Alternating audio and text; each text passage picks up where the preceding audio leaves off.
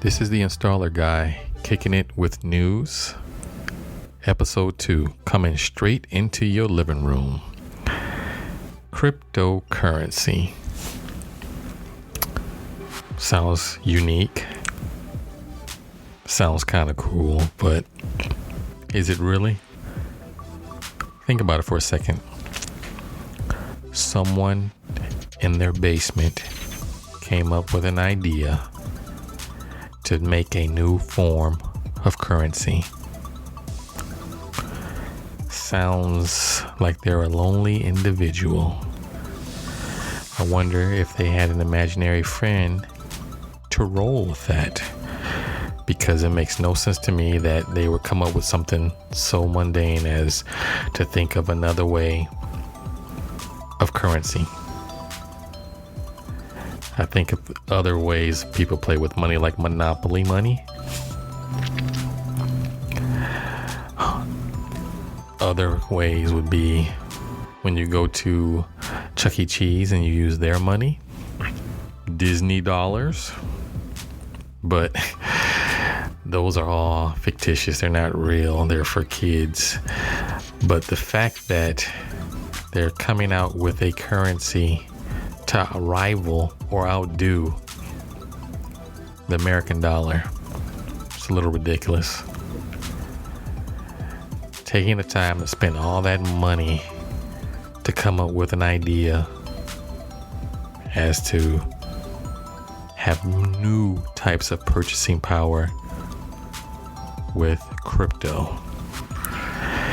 It's not a smart idea. It's going to backfire tremendously. It will be regulated, and then it will be a thing of the past. Another technology. Cellular companies are now allowing phone companies to distribute them cell phones without a brick. A brick is actually another term for a charging device, something that is used to charge your phone when the battery is low. I sit back and I think about that. You're paying between $800 to $1,400, maybe more, depending on the phone, for just the phone, instructions, a cable, and maybe headphones. But how do you charge it?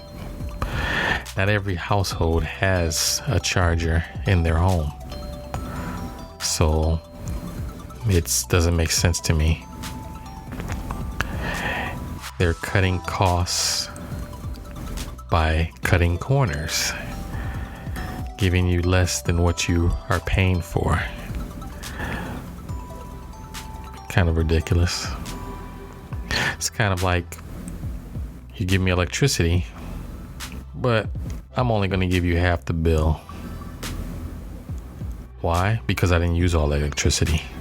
I'm in an apartment complex. It's being shared. I shouldn't have to pay that amount regardless. It's just, that's what I'm talking about. It's just ridiculous. Doesn't make sense to me. Another thing that really grinds my gears. The city of Detroit, my hometown, decides to want to make a technology center or technology hub for downtown Detroit. Now, bear in mind, they were just bankrupt, the city of Detroit, about 4 to 5 years ago. Maybe a little bit longer back, I can't recall. But the fact that they're only improving downtown Detroit and not helping those that are in the rural or the urban areas is bad. Because now what happens is the rent is higher in downtown Detroit. $2,300 for a one bedroom, $1,900 for a studio. They're not San Francisco. They definitely aren't New York. you're Detroit. Get with the program. Change it back to reasonable rates for people that will live there. And I know what the plan is. By raising the rate, it keeps the bad element out. Okay, so tactical move. It's like chess. If I do this, you can't do that. But excuse me. But the problem with that is, by making the rights ridiculously priced, you're pushing out, or the term that everybody uses is, you're gentrifying that neighborhood. You're actually tailoring it to those who can afford it. The people that can afford it are the people that have the high-paying jobs, the programmers, the entrepreneurs, the people that uplift only downtown Detroit and help out each other, but they're not helping out the city that surrounds it, that makes it work. Because without that, you have no populace, you have nothing there to generate wealth, because you're making things too expensive for those who want to at least try it out. I think there should be a mandate for certain cities, all cities, that if you're a resident that has been there for a certain amount of time, you are privied to those extra luxury items by getting a percentage off on your rent to live in downtown Detroit. That makes sense to me. It's actually a good idea. You're going to build in our city, but you need to allocate and take care of those who help support your city. Because once again, there are taxes involved.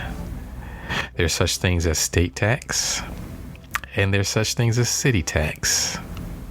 And I'm pretty sure downtown Detroit is part of the Detroit city tax, so you need to get that fixed as well.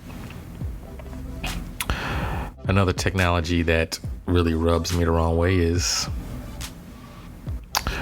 autonomous vehicles. When I think about that, I'm thinking to myself, you're out in a vehicle and you're taking the risk of driving without a driver. So basically, you're either in the passenger side or you're in the back seat, or you might be in the driver's side, but you're just not touching the wheel. That's interesting to me, because the smart thing would be to put that on its own separate track. Kind of like when you have toll freeways and you have a certain section is designed for that. That's what you should do for autonomous vehicles. Have their own private lane where it's just nothing but the vehicle itself on its own lane, where it's boarded off, where it doesn't harm anyone, because there have been accidents from this. That's just an idea. But I still think that the fact that they came up with the idea was not a good idea, because it puts other people at risk. It also makes people lazy, and it makes it to a point where, because we have autonomous vehicles, it creates less accidents. It could be true to a certain extent, but the problem is not everybody can afford that vehicle. Once again, it should be something like a voucher or something for a certain amount of cars to be distributed among the masses, no matter where you live, where you get that vehicle.